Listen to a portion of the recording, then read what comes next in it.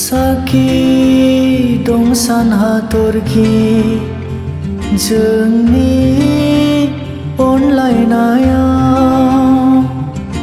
साखि दं सान हाथरखि जोंनि अनलायनायाव नों मिलौदो अनजालि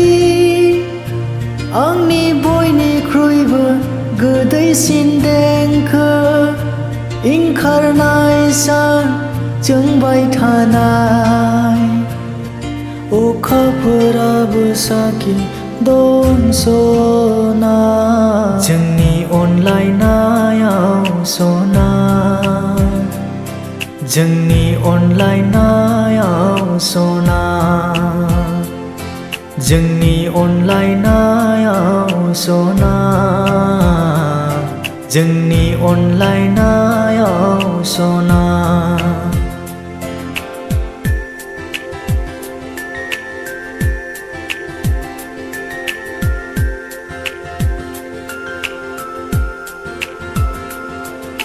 नोंखौ गोथार गोसोजों अननायखौ गोरबो सिङाव आवथायनानै दोनबाय नायबाय थागोन सान हर आंनि मेगनजों नोंनि हायना महरखौ थांनानै थानो हानाय नङा नों नेवसिलाङोब्ला आंखौ अनजालि नेवसिनानै दाथांनो नेवसिनानै दाथांनो गारनानै दाथांनो नेवसिनानै दाथांनो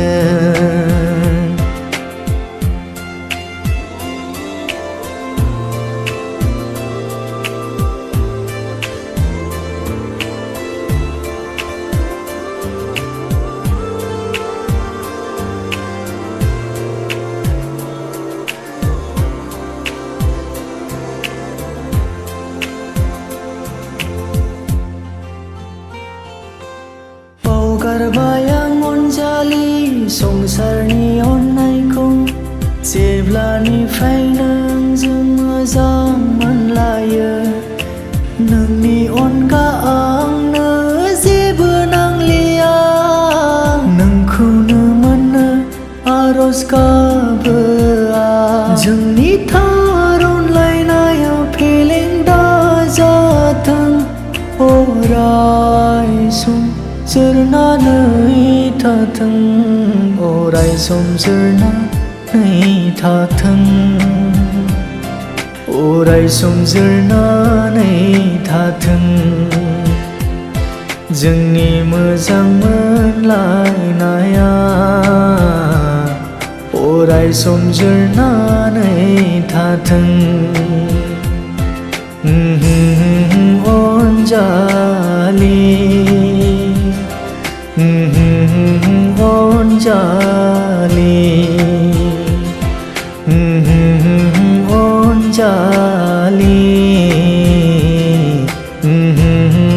अनजालि